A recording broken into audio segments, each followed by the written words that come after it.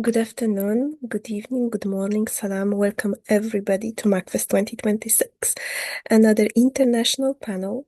We're saying hello internationally from Qatar, from England, Scotland, even from France. So let us know where you're watching us from.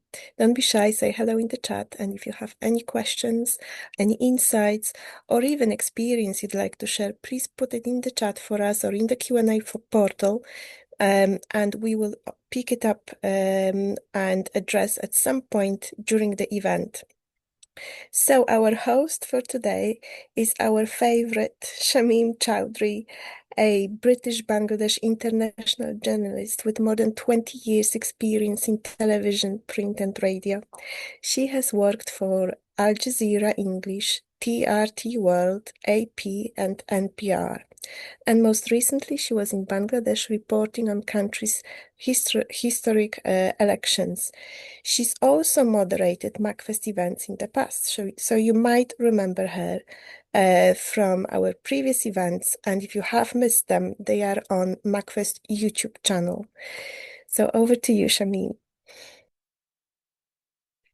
Thank you, Katarzyna, for the very kind introduction, as usual. Good morning, good afternoon, and good evening to everyone joining us from all across the world. Assalamu alaikum, and welcome to yet another incredible MACFEST 2026 event. Welcome back to all our regulars. I know that we have some loyal audiences that always tune in. It's great to see you again. And for those of you joining us for the first time, welcome to you too. As Katarzyna said, my name is Shamim Chowdhury. I'm a journalist with a background in TV, print and radio, and I am delighted to be your host for the next hour and a half. Today, we are thrilled to be discussing the topic of libraries without borders. Now, what do we mean by libraries without borders? Well, we're going to try and explain one way of looking at these libraries is how they help to foster a sense of belonging among Muslim diaspora in many parts of the world. How the libraries are responding to displacement, cultural identity, and inclusion. And we're also going to look at how the advent of the digital world has facilitated access to libraries across the world. Now, to discuss this, we are joined by an excellent panel of guests. Now, as part of MACFEST International Festival, this session was spearheaded by Susan Parker-Leavy, who has led the Museum of Islamic Art Library since 2012, and we are delighted to welcome her today. Now, Susan is a graduate of the University of Toronto.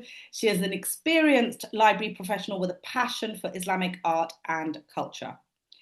During her career, which has spanned more than 20 years, she has worked in public and specialist libraries across North America, Europe, and the Gulf.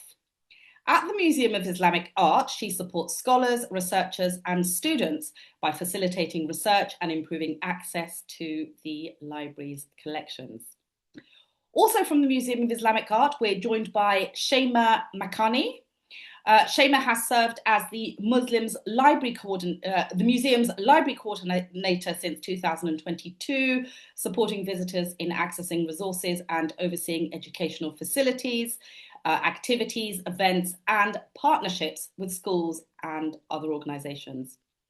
She's a graduate of the Doha Institute for Graduate Studies, holding a master's in journalism and a bachelor's degree in media and communication. And today she will be presenting Tales from Gaza, a case study. So that is something we can look forward to. Next, we welcome Sanaa Laabar. She's also a library coordinator at the Museum of Islamic Art. Now, Sanaa was born in Muscat, raised in Doha, and Tunisian by nationality. So she brings a truly international perspective to today's discussion. She holds a BA in English Literature, Linguistics and Translation from Qatar University and an MA in Digital Humanities and Societies from Hamad bin Khalifa University. Now, at the Museum of Islamic Art, Sanaa helps connect cultural heritage with modern research.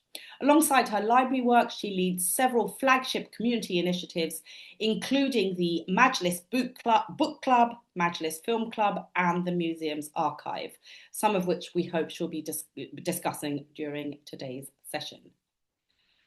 And last, but by no means least, we are joined by Rana Ahmed Alani from the Qatar National Library, where she oversees adult reference services and other core public services.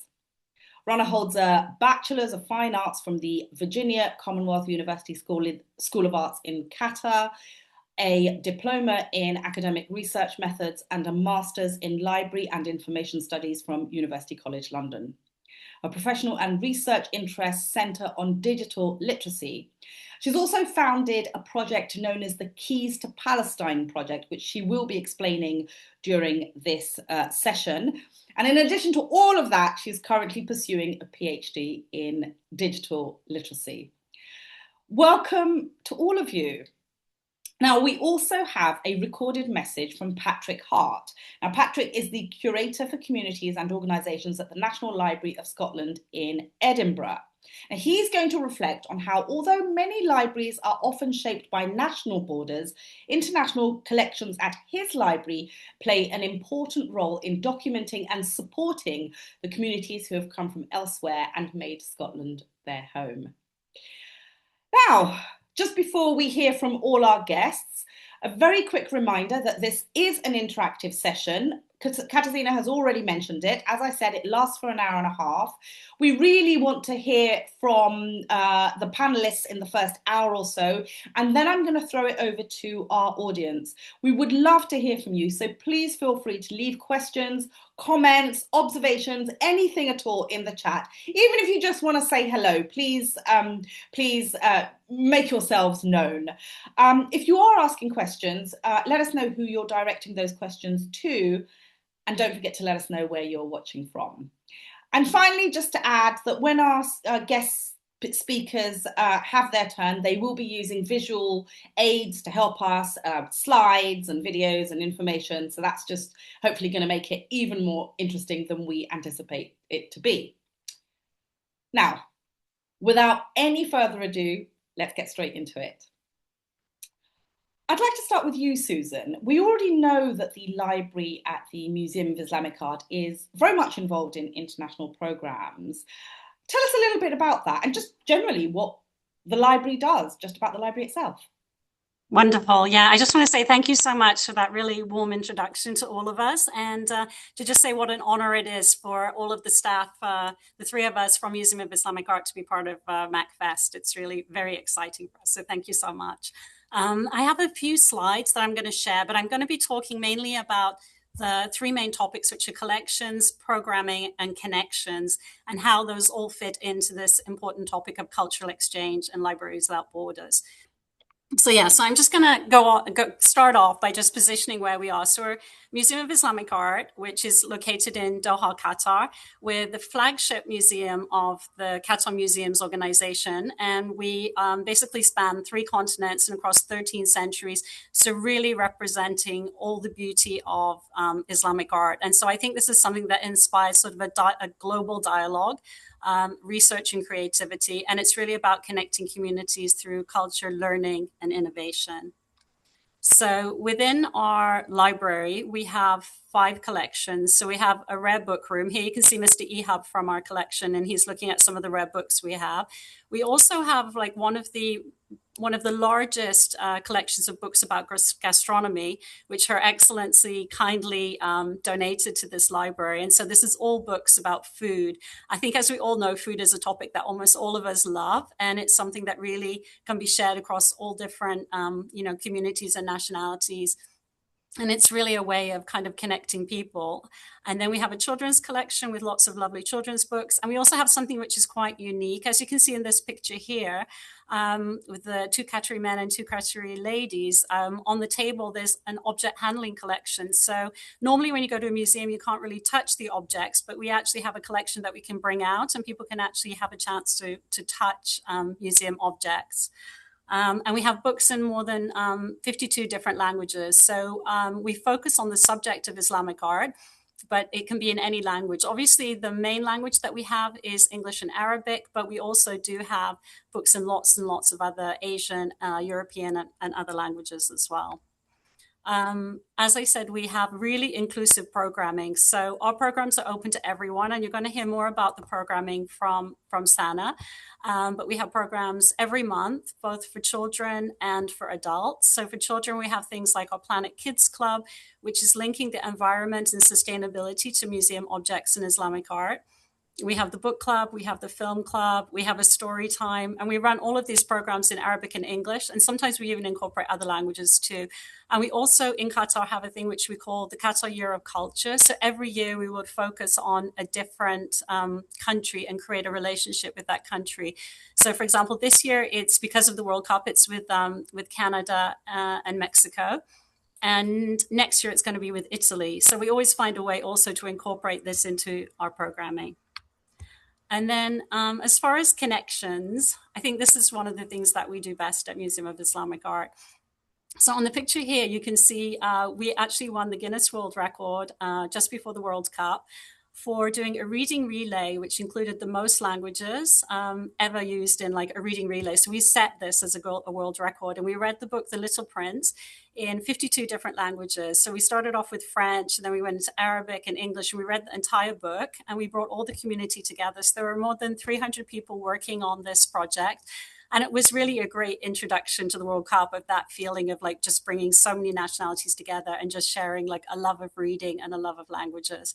Other programming we have is an escape room. So we've been running an escape room for almost 2 years. The picture there, you can see some girls dressed up in costumes. And so people would really immerse themselves in this idea of a Sultan's feast. And it was an escape room. They would be locked in. They have 1 hour to try and solve lots of different questions related to, and different puzzles related to Islamic art. And then hopefully manage to get their way out of there. And then here is some of the pictures of some of the refugees that we've worked with in the past. So we did a huge project for over 1.5 years with refugees from Afghanistan, where we ran different kinds of programming for them. We did story time, we did craft activities, lots of other things. And this kind of work is really important to us. And we've also worked with the children from Gaza, which Chaymae will tell you more about a little bit later.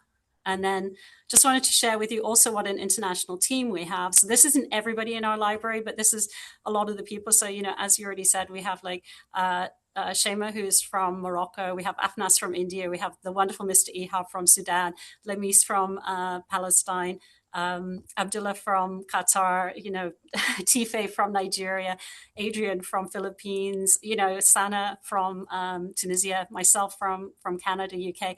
So it's really an international group, and we kind of love to welcome everybody, have these kind of interesting conversations about Islamic art and how it's loved, around the world. So that's all the slides I have to share. So I'm just going to stop sharing my slides. And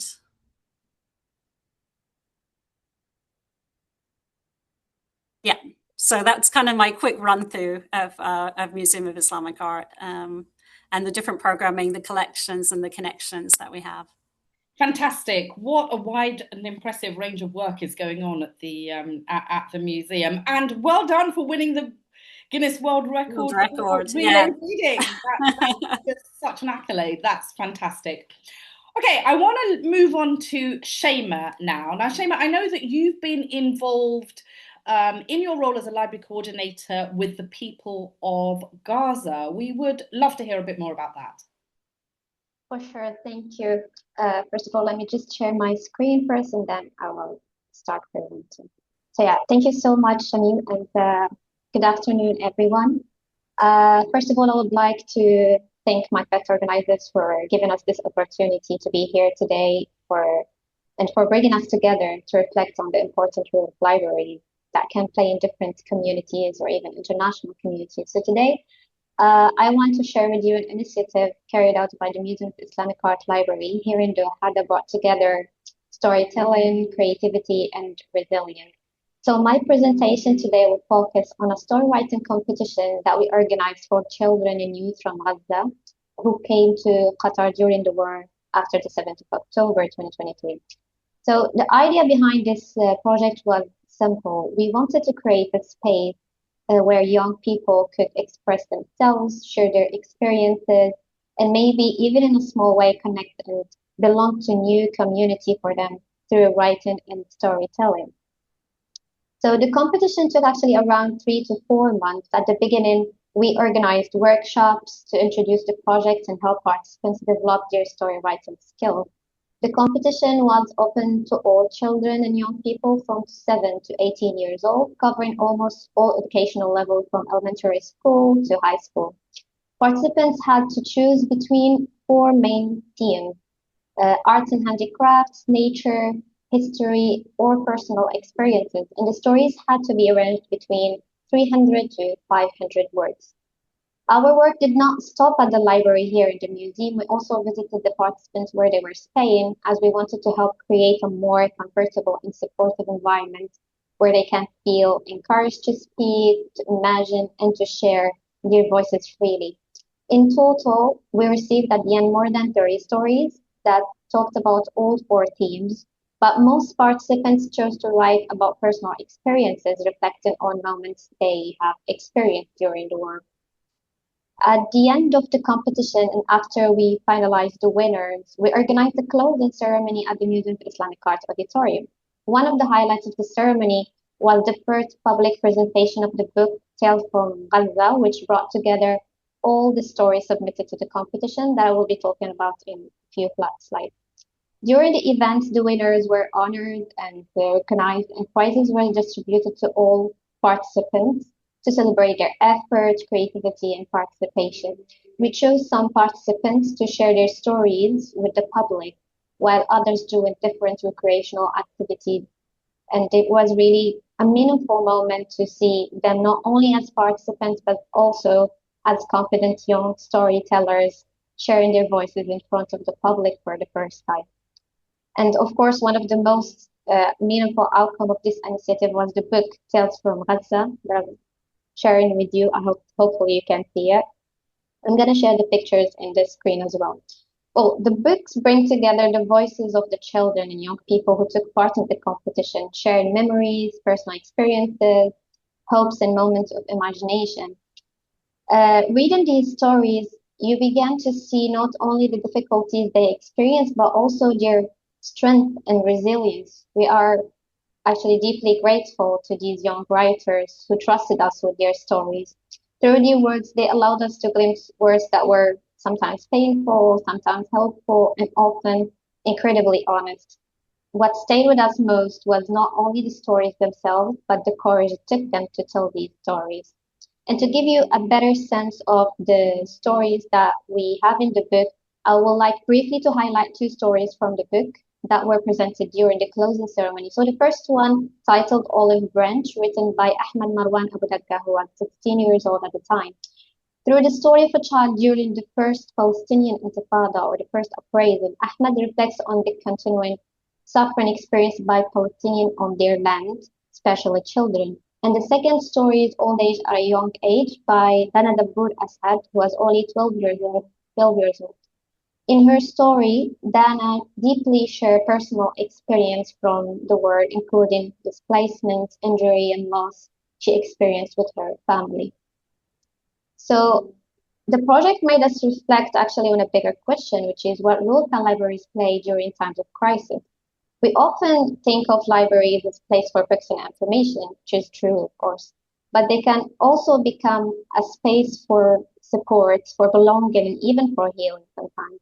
Especially during difficult times, libraries can play an important role in supporting young voices by creating spaces for expression and for creativity as well. So supporting children and young people starts with creating free spaces where they can feel heard. Through workshops, storytelling, activities, cultural programs, libraries can help young people express themselves, build confidence, and feel more connected to their communities or even new communities that they've just joined. At the same time, libraries also have a role to play in supporting humanitarian causes, foremost among them the Palestinian cause, particularly through preserving stories, strengthening reliable narratives, and making knowledge and resources accessible. In this way, libraries become more than places of learning. They become spaces that help preserve memory and support community. So to conclude, Tales from Gaza reminded us that behind every story, there is a voice that deserves to be heard.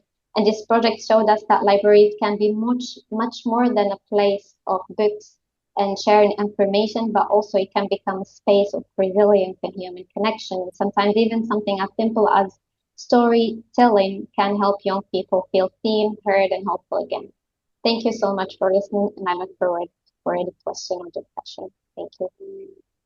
Thank you so much, Chaymae, for that very moving introduction to the work that you've been doing. And as you say, behind every story is a real person, and how what you've reminded us of is how important it is to get as many stories as we can out there. So thank you very much for that. I want to stick to Palestine and move on to Rana. Now, Rana, as I briefly mentioned, is involved in a project known as Keys to Palestine at the Qatar National Library.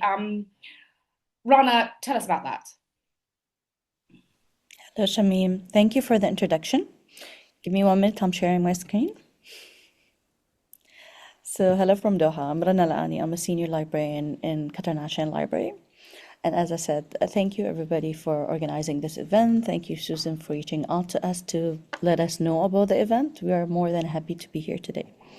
I want to talk today about belonging and about borders. When we think of borders, we picture lines on a map, but the border then decide who feels welcome in a library are often invisible ones. Let me show you 4 projects, but I will start with what's closest to our hearts today, which is Keys to Palestine.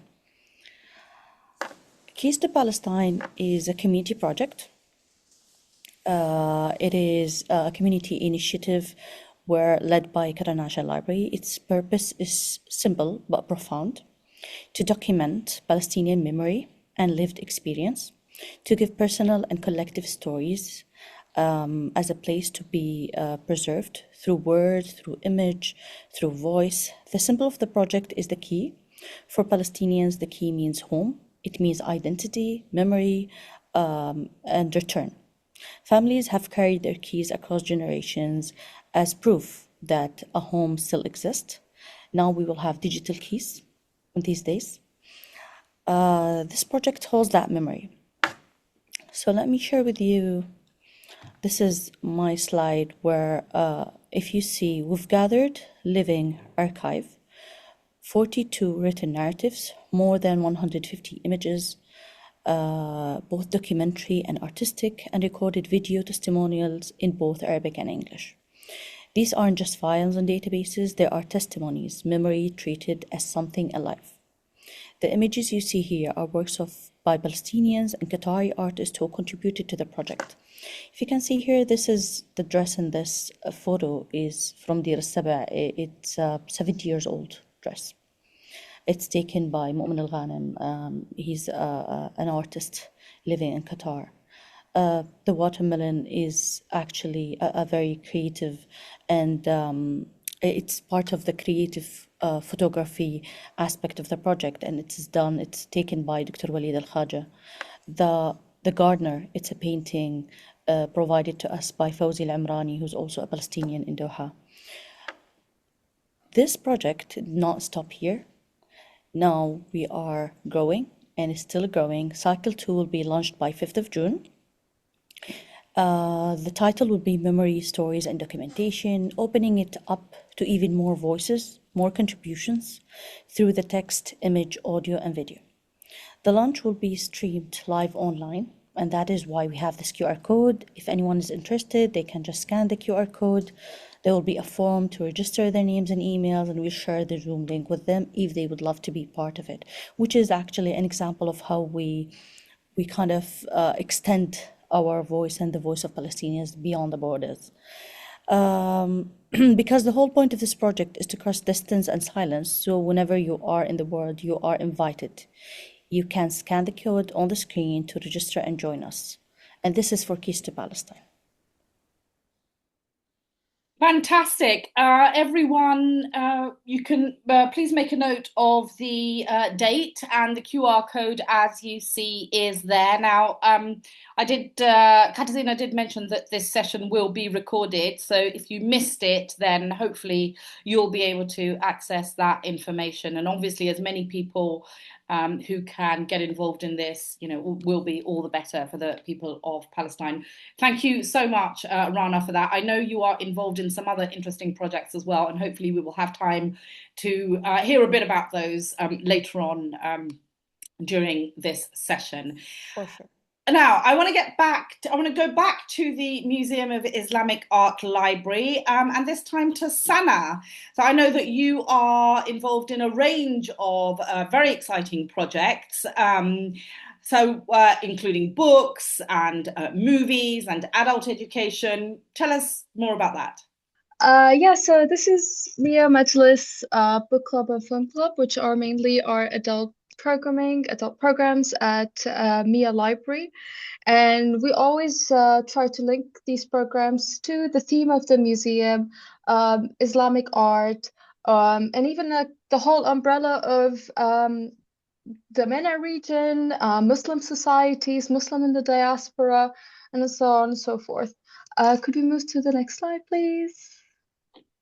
Yes, so yes, again, so it explores Islamic art and culture, and we also the first project was book club, which was created many years ago. It started off with Susan moderating it, and then when I joined, I started moderating it, and I've also, like, whilst I was moderating the book club, I fell in love with the cinema, particularly films that are produced not just about our region, but also from our region, which are also could be another lens to tell people more, not just about Islamic art, because Islamic art could be seen in a lot of things through a movie, from dress to jewelry to design and so on and so forth, but stories of these people. And it's also a way to bring Muslim societies together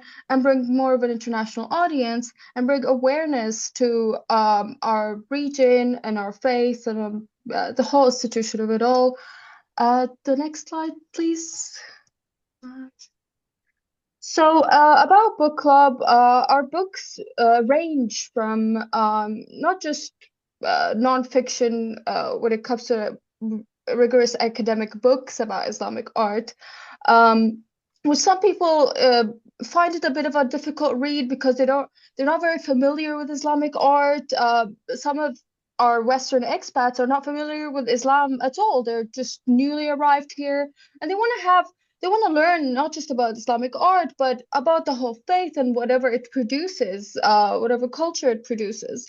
And so we try to diversify it from literature, from different parts of the regions, but also we don't limit it to that, but also literature produced, fiction books produced by authors coming who are originally from here, or that are born and raised in the West, or even Western authors that have come to our region and discovered our region.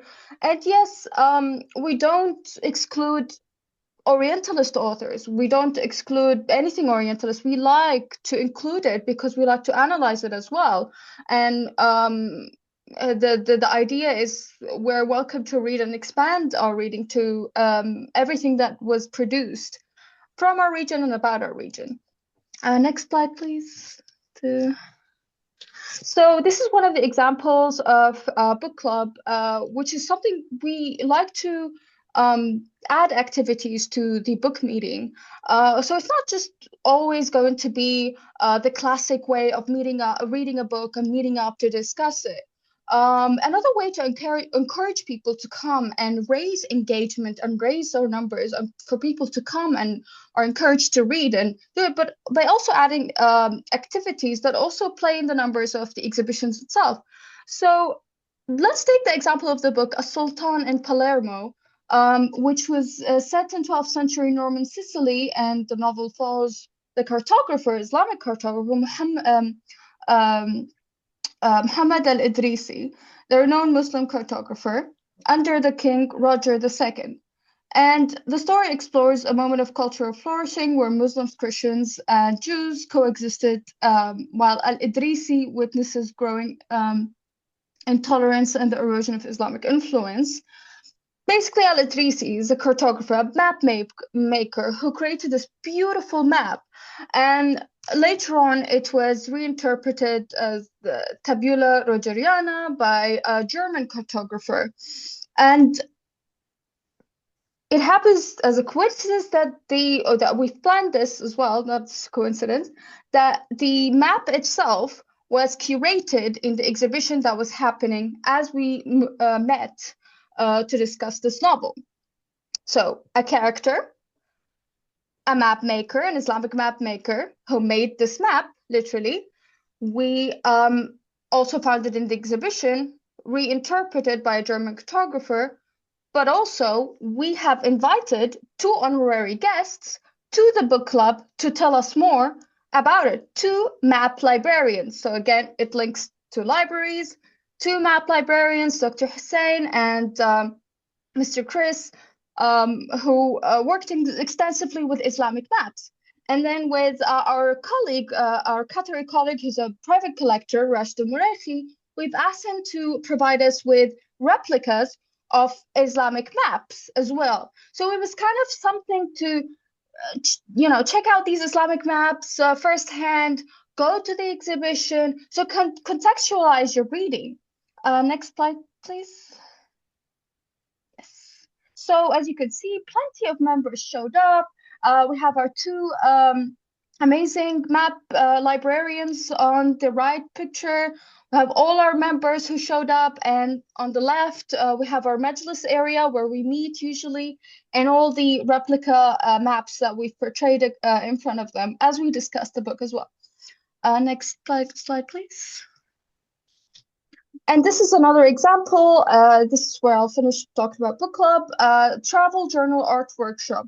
And this is where I've linked to reading about Muslim travel women writing. It's a very interesting book that narrates different encounters of Muslim women in modern and postmodern era of that have documented or had the privilege to document or the privilege to travel, whether it's religious traveling, whether it's necessary traveling, whether it's migration, Muslim women who documented their travels.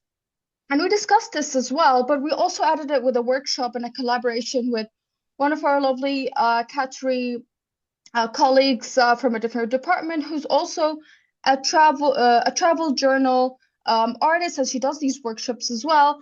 And we said, could we collaborate and do this? So as a Muslim woman yourself, could you also teach us your skills in a workshop to talk about this? And we could see a lot of the ladies' works, beautiful works they've done, to tell us more their experience and how could you create as a Muslim woman your own personal travel journal. Again, this was to encourage people to come, to read, to also bring out their artistic skills in a museum context, in a art library context. Next slide, please.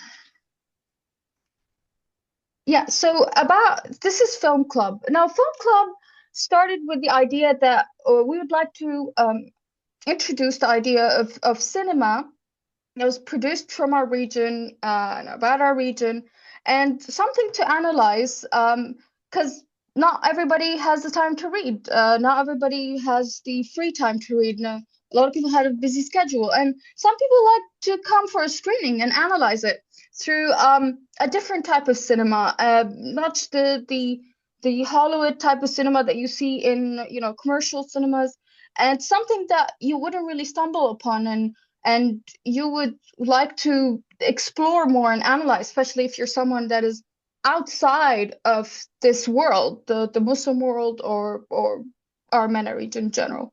Next slide, please. So we started off with inaugural screening film the Al-Risala, the message, which was about Prophet Muhammad, peace be upon him.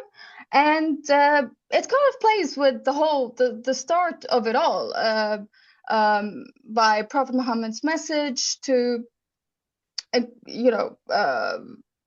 Quraysh, to invite them to Islam, and then how it expanded. So we wanted to start with Mustafa Al-Aqad's movie, and there's a lot to talk about. There's a lot to talk about this film and how the controversy it played in, and when it was banned in so many cinemas and frowned upon, and now it's become one of the most celebrated movies of all times. We also loved hearing from members about what nostalgia that film brought, how it was encouraged by their parents to watch it, and in their own domestic settings.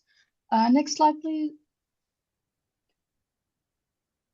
And this is now we are running, this is another example of always trying to link our programming to the exhibition that is happening at the museum. So now we have the Afghanistan exhibition, a lovely exhibition about Afghanistan, where one of the films that we've done a screening upon, it was inside of an Afghan tent.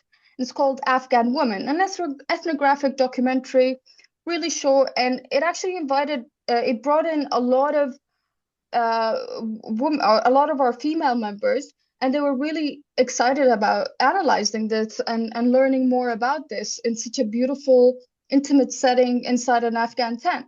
And again, it's one of the ways you can contextualize even a film itself, an ethnographic 1970s film. And it's something you would usually not click on or watch yourself, or you wouldn't be encouraged, especially if you're really a foreigner to this. But then you would be encouraged to learn more about it and discuss it in such a setting. It's very attractive to a lot of people. And this happened, all of it, inside of our library. So it brought people to the library, it introduced people to the library, and it made them feel very inclusive. And a lot of people met people from different parts of the world and became friends with them through these clubs. Next slide, please, again. So again, different pictures of her, adult programming, from book club to film club. One thing to mention, just one last thing, the picture on the bottom right, this is where Mr. Rashid, again, a colleague of ours, a Qatari colleague of ours, also a private collector, he would assist me as well in exhibiting his private collections of whatever material he has, whatever replicas that he has that connects to the film. And he always manages to somehow, it's very creative in that manages to find replicas that he can also make as a mini exhibition in the Majlis area that can play in whatever movie that is played or book club. And again, it really plays in the idea of like being a library inside a museum, linking to exhibitions, linking into the museum, and so on and so forth. Last slide, please. So please join us if you're in Qatar. Make sure to join us. And if you are visiting, we also have visitors come in. And yeah, you're welcome to join our clubs. Thank you. Thank you so much, Sanaa. I mean, who would have thought that we all know, those of us who have visited the Museum of Islamic Art know what a wonderful place it is, but really few of us would have an idea of just how much it has to offer. And what I found particularly interesting is that you said in the book club, you don't exclude Orientalist books. And I think that's very healthy for debate. Thank you so much. I know that you do have to rush off, so and we're running slightly over time. So I'll take this opportunity to say thank you so much for your contribution, and we will send you the link, and hopefully we will keep in touch with you. So thank you so much, Sanaa. Now at this point, just to say, we are getting some really nice messages from people who are watching, tuning in, and I'll try to get to those shortly. But I'm really delighted to mention that Patrick Hart, who I had introduced at the beginning of this session, he's the Curator for Communities and Organisations at the National Library of Scotland, has actually joined us in person. Thank you so much, Patrick. We know what a busy schedule you have. We are about to run your excellent video message, but before we do that, perhaps you'd just like to jump in and say hello to us all. Hello, I'm not sure if you can hear me. I fear I'm showing my son Devrim on screen rather than myself. Let me see if I can fix that. Yes. Hopefully that's better. Can you see me now? Okay. Yes, we can. We can see you. Brilliant. Thank you. I'm so sorry not to be delivering my talk in person. I'm in as you might be able to hear, a very noisy, crowded Glasgow airport, about to rush to a boarding gate. But I have been listening in on the other talks, which have been really intriguing, fascinating. And I will, if I possibly can, try and join in on the discussion afterwards, if that's possible. Thank you. We really appreciate you. We are just about to run your video message, and it's wonderful that you could pop in and say hello. So it's very much appreciated, and have a safe flight. Thank you. Thanks. I will tune out, but please do contact me if there's anything that comes out of that that you want to know more about. Absolutely. Thank you once again. And now let's hear from Patrick's video message. Hello everybody, it's a great pleasure to be back at MACFEST once again. I know time is short, so I'll get straight on down to it. Talking about libraries without borders is challenging for me as somebody who works at a national library. By definition, we at the National Library of Scotland are bordered. Our funding, our institutional priorities, our individual job descriptions, and our collections reflect our national status. Much of the library's activity looks to celebrate our remit to preserve the recorded memory of the nation. And even within our defined borders, we face challenges in ensuring that we are a library for all the people of Scotland. These challenges include reaching those in the Highlands and Islands, for example, who cannot easily visit our main buildings in Edinburgh and Glasgow. It includes reaching speakers and readers of Gaelic and of Scots and of all the other languages of Scotland. And you can see here just a few images from my colleagues Fiona and Graham's recent trip to the Highlands, doing something we call community walking, going out and actually, engaging with communities directly. Just one way we're trying to ensure that the National Library is a library for all of Scotland and not just for the urban central belt of Glasgow, Edinburgh and surrounding towns. But that said, since its earliest days, the library has also been a transnational and an international institution in several different ways. Thanks to legal deposit legislation, we can claim a copy of any publication produced not only in Scotland, but anywhere in the United Kingdom or Ireland. And our collections go much wider. We have rich international collections and we have a modern international purchasing fund to ensure these collections grow and become more representative of those who have come to Scotland and made their homes here. Historically, we've built strong collections relating to places Scots emigrated to in large numbers, say Canada or Australia, for example. These collections reflect the Highland clearances, they reflect Scots' roles in empire and slavery. They include real-life Scottish tales of adventure, exploration and diplomacy. But Scotland has always attracted new settlers, and our collections also reflect this. So I'd like to mention just a few projects that show the porousness of the library's borders. And on this slide, you can see just a selection of recent ephemera items, posters, flyers that we've picked up that show the international interests of Scots. Now, a couple of years ago at MACFEST, I spoke about Henrietta Liston, the botanist and wife to the diplomat Robert Liston, and about her journals of the years she spent living in the Ottoman Empire from 1812 to 1820, mostly in Istanbul, or Constantinople as she called it. Never previously published, the manuscript of her journals is held by the library within the Liston papers, some of which you see here. This is a diplomatic archive relating to the Listons' professional and personal lives and their travels in America and the Ottoman Empire. Now, Henrietta Liston's journals provide a unique record of a Scottish woman's interactions with a predominantly Muslim, profoundly multicultural society, and in particular a record of her encounters and relationships with the women she met there. The library published an edition of Henrietta Liston's Turkish journals as a book, which you can see here, but also produced what I think is a very rich online resource, which includes complete digitized facsimile of the journals and interactive maps where you can explore by location and trace the Liston's journeys around Turkey and indeed beyond.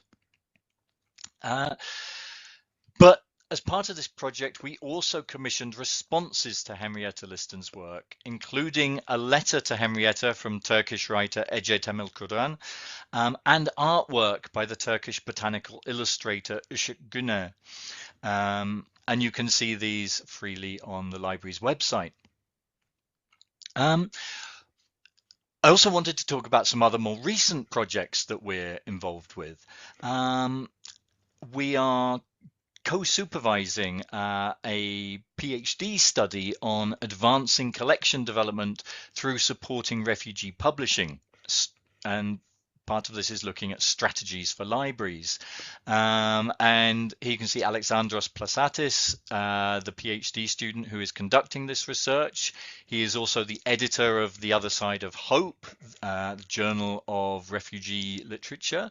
And as part of his placement at the National Library, he has drafted a plan for a sort of an imaginative map of publishing for refugee writers and organizations to guide them through the world of publishing.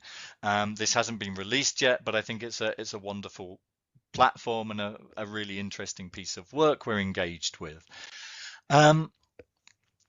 Another recent project we've been working on is the Football Research Club. Now, the Football Research Club brought together a team of 13 community curators aged between 18 and 25. All but one of these, one of our community curators had no experience before starting the project of higher education. They were all people of color.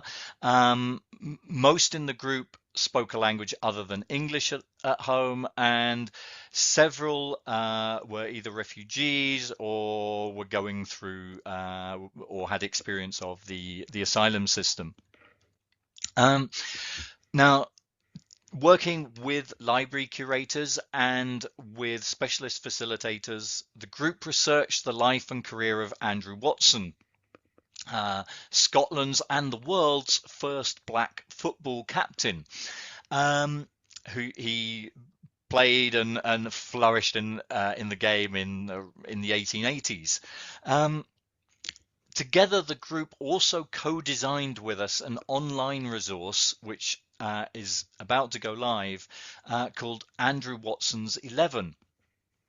This resource uses the library's collections to present and to map the lives and careers of a trans-historical team of black footballers and footballers of colour who have helped shape the Scottish game. And on this slide, you can see the one of the pages from the resource that presents these 11 players with Andrew Watson there as team captain.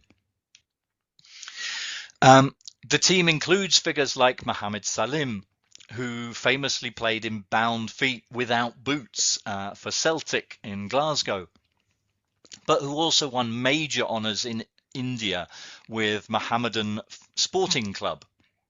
And you can see here that we've, as part of the resource, we've mapped his career in India as well as the games he played in Scotland. The project was run in partnership with the Scottish Football Association, Show Racism the Red Card, and the Scottish Football Museum. It was co-curated with author and researcher Malik Al-Nazir, a convert to Islam and an ancestral cousin of Andrew Watson.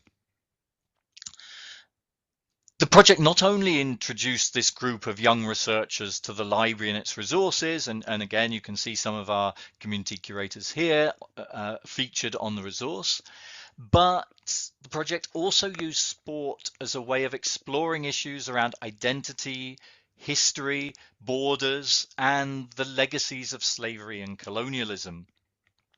It saw new Scots from around the world exploring the library's old and modern collections and learning the role that borders and border crossings have played in Scottish social and sporting history. So I think, in conclusion, I would say that we're not yet a library completely without borders, and perhaps we would never want to be and probably never will be. But I hope this gives just a very quick indication of how our collections and our work do reflect how porous those borders often are, and look to cross them while also recognizing how brutally impenetrable and real those borders can be, especially for the poor, the dispossessed, and the displaced. Thank you very much for listening. If you would like to know any more about anything I've talked about now, please do feel free to contact me at my email address, p.hart@nls.uk. And I'm going to do my best to join in any discussion remotely, but apologies if I'm not able to be there. Thank you very much.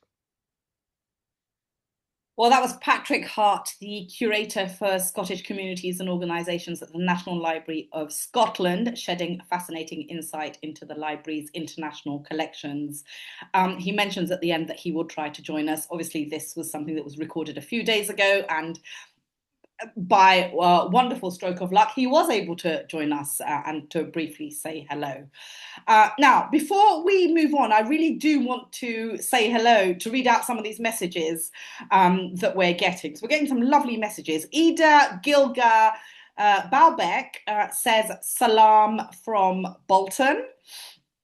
And then we have Raza Wassam, who says hi to everyone from Sindh, Pakistan. Ivan S says salam from Jakarta. And we have Luhaib J. Aboud, who says this is an amazing project. I think she was referring to stories from Gaza on that one. So these are just some of the few, just a few of the comments that we are getting. Do keep the comments coming. We're not getting many questions. I think for some reason today our audience seems to be a little bit shy, but no matter. We would love to hear your thoughts on libraries. You know, what do you get out of libraries? How important are libraries to society? So I know that we've got, you know, quite a lot of people tuning in today. So we still have half an hour left. So please don't be shy. Do keep those comments coming. Now, I want to come back to our panelists now. I'm not sure if Sanaa is still with us because I know she... Oh, you are? Are you with us? I was about to unmute and say goodbye to everyone Okay, well, because I we'll have take to this go. opportunity because I know you have something else to go to. So we will Yeah. take this opportunity to say goodbye to you. Thank you for your fascinating talk. We really appreciate your time, and Thanks so we much for hope inviting me. we hope you will be connected with MACFEST in the future in some way. Yeah, of course. Thank you so much. Thank Hope to see you. you soon. Bye. Thank you. Bye. Okay, so I want to dig a little deeper into the impact of some of the initiatives, some of the works that we've been hearing about, what they've had on the Muslim world. And so I just want to go to Susan, if that's okay. What kind of impact do you have? And in particular, are you able to tell us a little bit about the impact digitization has had on the work of your library? Sure. Yeah. I mean, I think that Mia Library is one of the really early adapters here in digitizing. So as I said, we have the Red Book Room. And one of the first projects about 10 years ago, we worked with Qatar National Library, so with Rana's team, and we digitized more than 100 of our manuscripts to begin with. And now we're continuing on with that project. And now also the museum is also digitizing a lot of the beautiful manuscripts that they have as well. So this is a chance, and we can share the link in the chat. It's a way for people to be able to, really dig down into all of those beautiful manuscripts, old copies of the Quran, travel diaries, all sorts of things that can be shared. Even if you can't come here to the library or can't come to Qatar, you can still go into the digitized collections and really explore all the material we have there. And they're all hosted on the Qatar National Library website. So, and sometimes they highlight certain things, and Rana maybe can talk a bit more about it. And also because of her Keys to Palestine as well. It's, these digitized resources are just such a great way for people to be able to dig deeper into the collections. Fantastic. I do want to go to Rana now because I know that the Qatar National Museum is involved in some other really interesting projects as well. So Rana, would you be able to tell us a little bit about those? Sure, allow me to share the slides. I mentioned first Keys to Palestine. As I said, it is the most growing, and it's very near to my heart. But when we talk about like the borders for libraries, it's a bit, for Qatar National Library, it's a challenge that we want to actually resolve or support or help other people who find it challenging. So Keys to Palestine is about border of distance and memory. The next three projects are about borders of different kind, borders that are cultural, borders of access, borders of ability. So I take geography first. And this is like the burrowing station. You can see in the side the burrowing stations of Al Khor. For all, the library is central. It is in the education city in the middle of Doha, but other people cannot come to the library. So we brought the library to them. We placed the book burrowing station in Al Khor, a city about 50 kilometers from Doha, a small collection shaped by what community suggested, by the community wanted and asked for. And it is working. Hundreds of books are checked out. You can see like we have 352 books that was checked out, 70 of Arabic, 30 in English, 60% of them for children's, 40% of them for adults.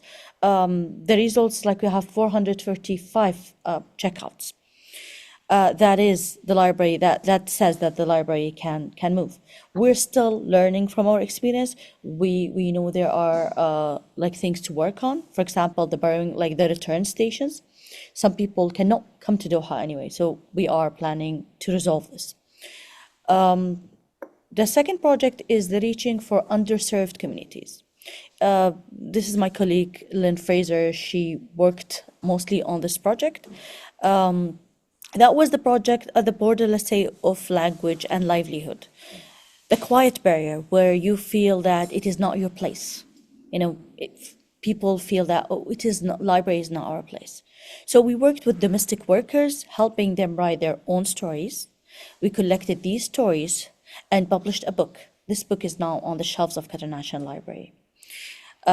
We also welcomed hundreds of delivery riders for library cards, writing workshops, helping them with their CVs to improve their lives and their opportunities for a job. Every day we offer free one-to-one writing support to anyone who walks in the library. The thread is the same. We help people find their voice so they can take part in the conversation they were once left out of. The last project, which is a library for everybody, in a way, I think that is the title that I really feel it touches, the issue where finally the border of ability. We've worked to make the library equally usable for everyone. Ebooks converted into Braille, tools for dyslexic readers, accessibility built into how the space itself works. Ahead of the 2022 World Cup, QNL made this point of leadership so that the global moment would include everyone, not just the able-bodied visitors. So I think these are the most highlighted projects for the library, and I think their impact was explained, and I think people have benefited from them by being included in the library programs. And the last, I think, as we said, Keys to Palestine, I should be returning to that again. And for whoever wasn't able to scan the QR code, please join us as streaming this event, extend the project itself and the library at the border. This crosses the distance for between us and you, guys. Thank you so much, Rana. Yeah, just to reiterate, any of you who can participate in any way you can on the Keys to Palestine project, please do so.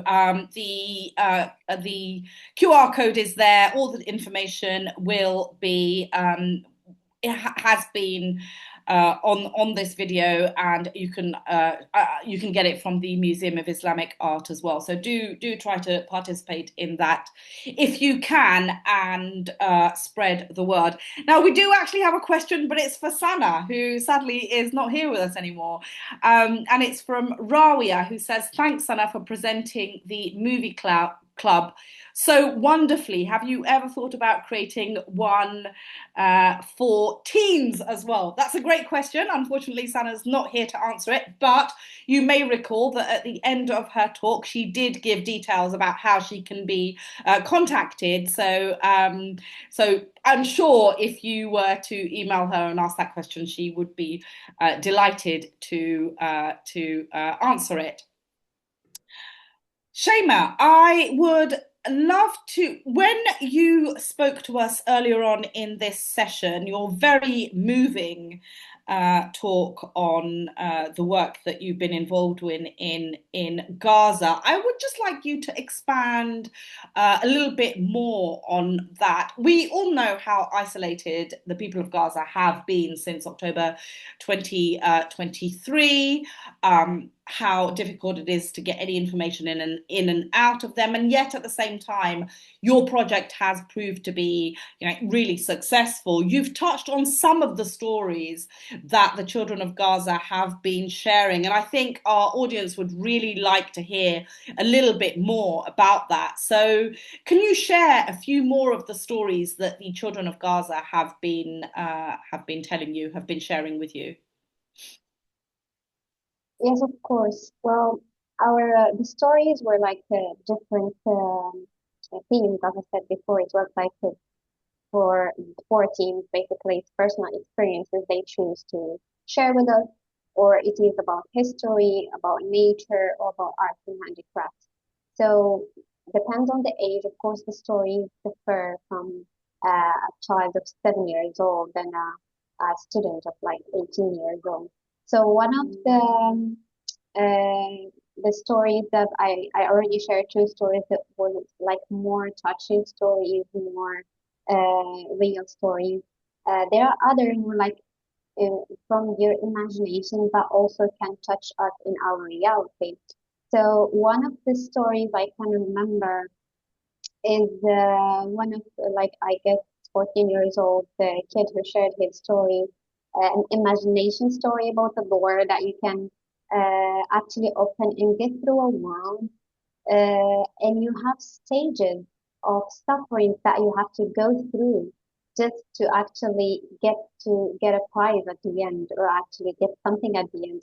And how he actually wrote this story reflects like how people live their life, and how he actually, as a young age, like child, how he can actually express it through his words, and also how he could do that through sharing with us an image of the story he lived.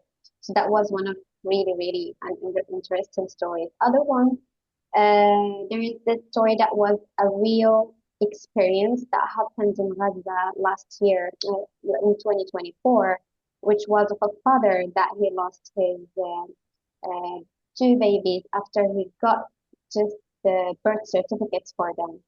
So that was one of really touched and moving and hard experience that anyone can share. But when she was a 16 years old participant that actually she shared the story with us. Everyone knows the story, but the word she used, how she expressed that in Arabic, how she actually told or tried to share the feelings of the father that he expressed through the videos that were shared on social media, but how she actually could have done that through her words, through writing.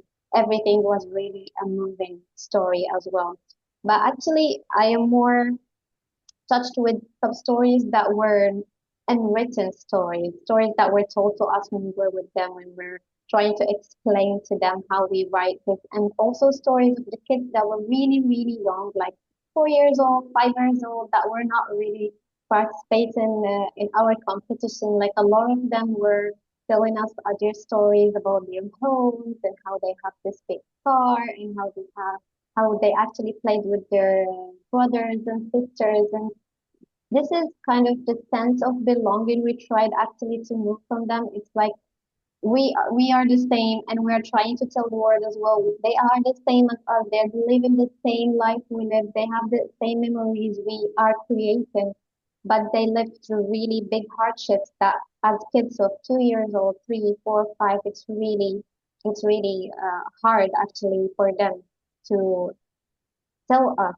these stories. Like it was really a big thing for us that someone at this age that can actually trust you with this information. I just remembered one of the stories that really touching was with this boy that he is so attached to his father that he called him my father, my hero. This is one of the stories actually that he shared with us in the competition. And he shared the details exactly because he was one of the kids under the rubble with his uh, siblings that unfortunately his mother passed away, and how he was sharing his experience during the rubble, and how his father, they were all as a family trying to do a surprise to one of their siblings for a birthday, and suddenly everything changed as his father went outside to bring things, and he came to found the whole house in as rubble, and he only could save his child, which is the one who was actually writing the story. But what I noticed while the kid was telling us the story, because we actually made them try to actually, instead of reading the story, just tell it to us. It's like present it to everyone, so we can choose one of them to present it to the audience. So he wasn't, everyone would imagine that someone who was really sad and someone who's really sharing this experience is a hard thing, but actually he was talking about his father as a hero, as someone who saved him. Even he was partially injured as well, and how he actually could have actually gotten him from Gaza here to Qatar to have a different life, to try to actually continue his life as much as possible. So these are like one of the stories that I can remember to share with you. Thank you. All those stories are lovely, and I'm sure we can listen to these stories for hours to come. And I can just imagine the impact that they have on you and your colleagues, actually, when you, when you get these messages, just how Definitely. profoundly moving they are, given their, heartbreaking circumstances and their desperate circumstances. So, we can all appreciate the work that you're doing. I have another message here that I would like to read out. It's from Rana, and it's a message for Sanaa. Thanks, Sanaa. Oh no, I've already read that one. Another one here. like to thank the Museum of Islamic Art Library for their wonderful projects and events supporting the children of Palestine, especially the Writing Initiative and the Meaningful Book. I also wanted to ask, is it possible to purchase a copy of the book, and whether there are plans for a digital version or wider publication? I don't know who's best to answer that question, Susan or Chaymae. Yeah, Chaymae, maybe? I think actually all of us can kind of answer, even Rana, because recently we have published the whole book on Rana's Keys to Palestine. So if you go into the Keys to Palestine, you can download the PDF copy of the book. But Shame and I also have kind of a dream that we would also love. We've published it as a copy which we gave out to all the children that participated when we gave the ceremony, but we would also really love to republish the book as something that we could give away more copies. So yeah, when we have budget, it's something we're definitely going to do, right, right, Chaymae? We were very Excellent. thankful because Susan actually uploaded 2 editions, the Arabic and the English book, to Keys to Palestine. By 5th of June, hopefully the page will be brought to life, so people can actually access and see what was submitted. I mean, we're still actually working on, because the what we received was enormous, and we needed to review all the content and make sure of everything that follows the copyright, and everything is actually, you know, on the best quality to present people in the best way, because they spent so much time working on it. So by 5th of June, we will be taking the page live, where the submissions will be shown, and the book will be available also. Okay, well, there you go. That's the answer to your question. 5th of June is the key date to remember. All of you who are tuning in today, as I said previously, it would be fantastic if you could contribute in any way possible. And just a reminder that this session isn't just going out on Zoom, it's also being live streamed on MACFEST's various social media platforms as well, Facebook and others.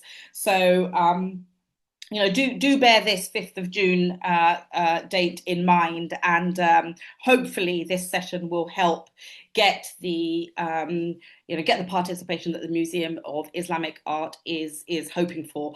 Now, we have a very shy audience today, which is actually very unusual, because often we have many questions, and quite often we don't even have time to get through them all. But we are getting a lot of comments from people saying that they appreciate it and they are finding this session very, very interesting. Now, we have 15 minutes, just under 15 minutes left, and I'm very keen to know what future projects lie ahead, both at the Museum of Islamic Art and also at the National Library. So let's start with Rana. What are the library's plans? And I will have to add at this point, I was recently in Doha. I was there at the beginning of the year, and on my day off, I was working out there. On my day off, I made a point to visit the National Library, because it really is a very, very stunning space and an impressive architectural feat. So anybody who is passing through Doha, just to see how beautiful it is reason enough to visit. It's an education city, very easy to get to. So yeah, so what have you got planned for the future? Let me talk about Keys to Palestine, because I am working on this project and I know exactly what is happening. For Keys to Palestine, as we're launching the second cycle on June, we will be having a deadline of end of December. Based on the content that will be received, we will have another cycle. On that time, we have so many people and individuals in Qatar, Palestinians who lived for a long time, who would love to record their testimony of their journey. If they are coming from Gaza, because what happens is that we work with what we call a Thamama compound, is where all the visitors from Gaza came, exactly like what Susan was actually working on. Susan was more focused on the children. We usually work with the adults. We have invite them for the coming cycle, and from that we usually select who wants to actually participate, and we record their testimonies.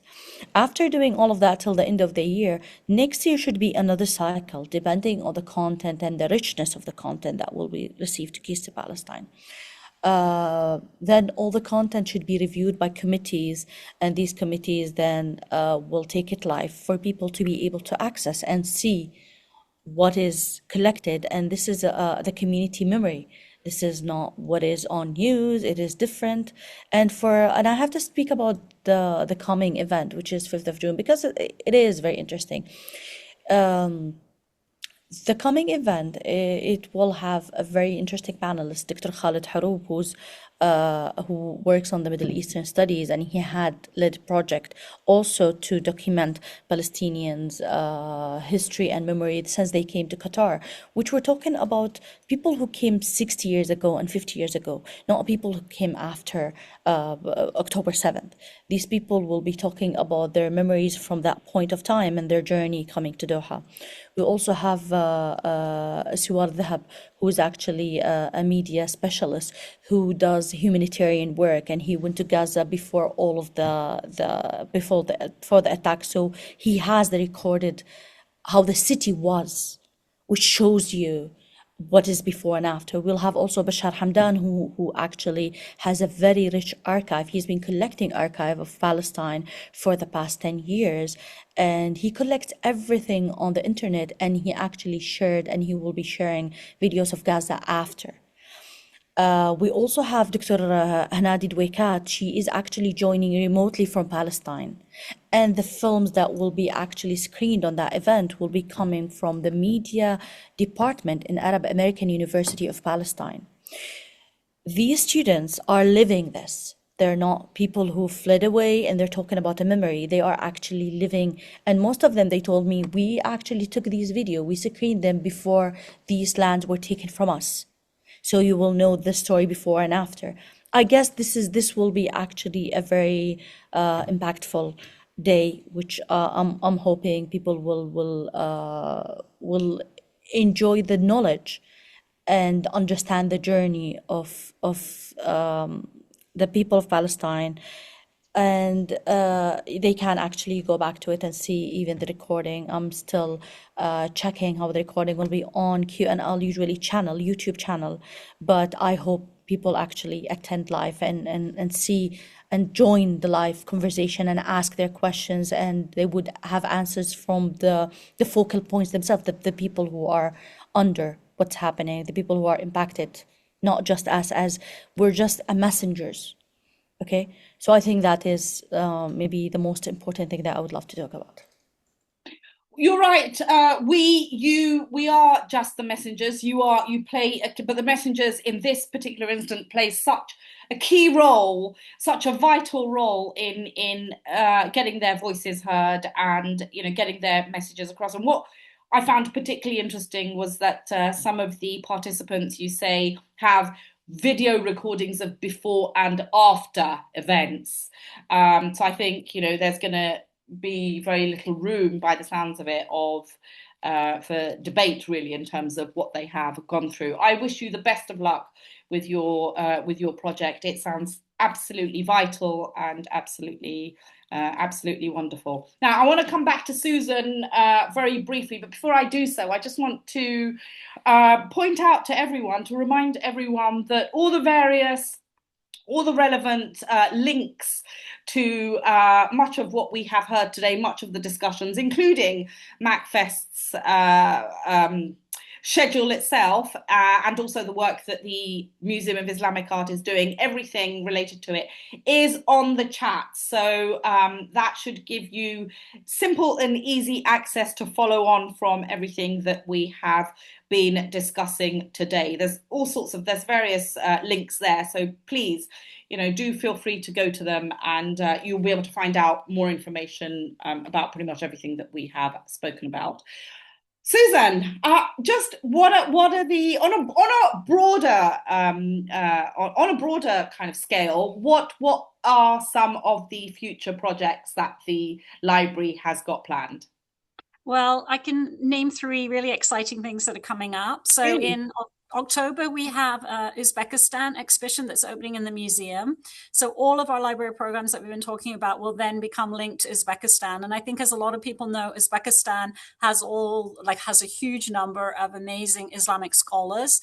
So we're going to link into all the work of those Islamic scholars and create even an innovation lab around science and engineering. So it's going to kind of be like past meets future and do sort of like interesting virtual reality stuff with these old Islamic scholars and linking it to Uzbekistan.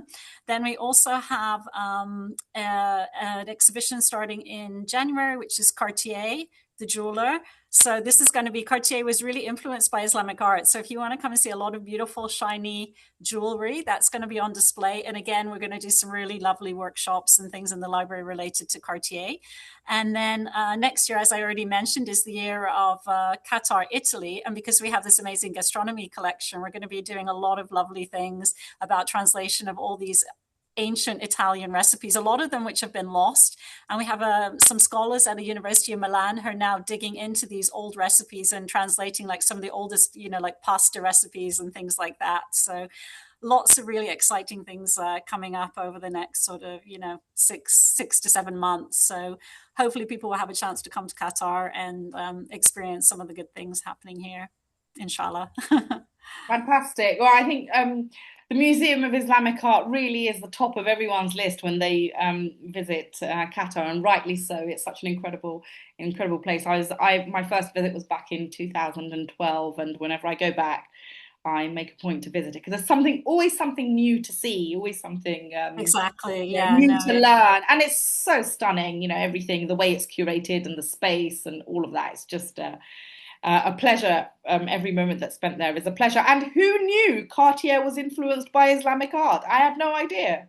Yeah, no, you have to come and see the exhibition. There's really beautiful things. And if you can't see the exhibition, at least have a look at it online and see some of the beautiful designs. Really, the colors, the geometric patterns, everything. It's very beautiful. Well, we've just posted on the chat the links for the digitized collections of the Museum of Islamic Art and Qatar National Library. So you'll be able to look at everything there if you can't make it in person. Very quickly to end, I'd like to go back to Chaymae. If you could just tell us, just in a couple of minutes, are you planning to continue your Gaza project and what's in store? Well, for us, our project was actually back to 2024, but we had some sort of events back and then related to the project. One of them was when we celebrated the participants or the winners in a celebration of writers here in Qatar, or young writers with the Qatar Writes in Curator, actually. And also, here we go, Keith Palestine, going to present it again. But actually, we were thinking still, as Mrs. said before, to republish the book, but this time to have it for public. So we're still working in this. And also, we depend on the possibility to still go to the compound where actually the visitors from Gaza are there, and we still do our programs with the kids, where they're not really just the competition, but also other activities that we do in the library. Would like to maybe have some in the compound itself, where we can have activities about story time, about maybe a small escape room for them, or any sort of activities that we can have for the kids, of course. Fantastic. Oh, excuse me. Lots and lots to look forward to. Well, sadly, we are coming to the end of our session. An hour and a half seems to have flown by. So many interesting points of discussion. So much so much fascinating information has emerged from all of this. It's been absolutely fantastic. And just a reminder that the session will be available on YouTube. So feel free to watch it, to rewatch it, to share it with your friends, colleagues, and family. And often we find that it's the recorded version that really gets a whole lot more traction than when we do this in the first instance. So please share with as many people as you possibly can. Massive thank you to our incredible panel, Susan Parker-Leavy, Chaymae Mekanni, Sanaa, Laabar, who unfortunately had to head off a little bit earlier, Rana, Ahmed, Alani, and Patrick Hart. Thank you so much. We really appreciate your time and all the effort that you have put in to make this session possible. Thank you also to the MACFEST team, especially to the CEO, Sister Kaisra Shiraz, to Katarzyna, to Hanan, of course to Steve, whose technical expertise makes all of this happen. We wouldn't be able to do it without him, quite frankly. And of course, you, the audience, those of you who have joined us on Zoom, on Facebook, on other social media platforms. It is your participation that makes these events so successful. You will agree that in this particular kind of political climate, this is not a political discussion, but really just the climate that we're living in, it makes it all the more important to have these kind of discussions and have these kind of stories going out there to as many people as possible. The festival runs, MACFEST Festival runs until July, so we've got at least another couple of months. So please visit www.macfest.co.uk. Spread the word. There's a brochure on there. You can download it, and there's a whole range of exciting events that people can join and take part in. Thank you all once again for joining us. Assalamu alaikum. Goodbye to you all, wherever in the world you're watching from.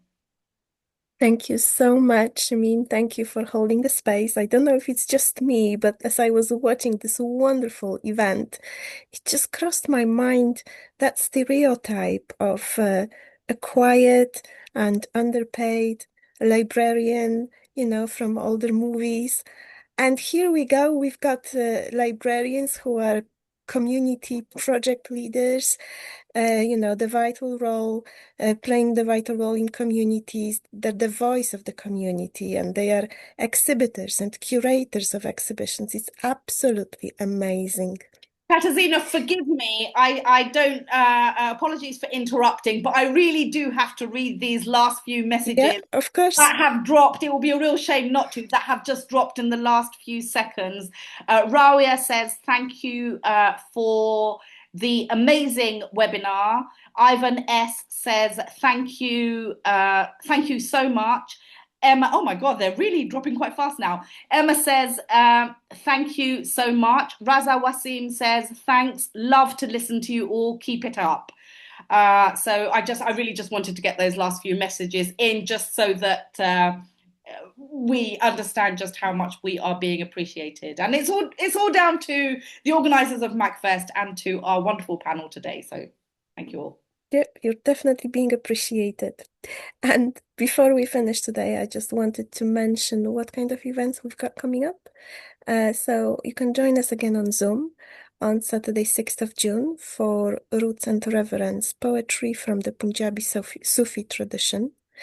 On Sunday, 7th of June, you can all be there for the young people. It's the International Youth Speaking Out on Environment.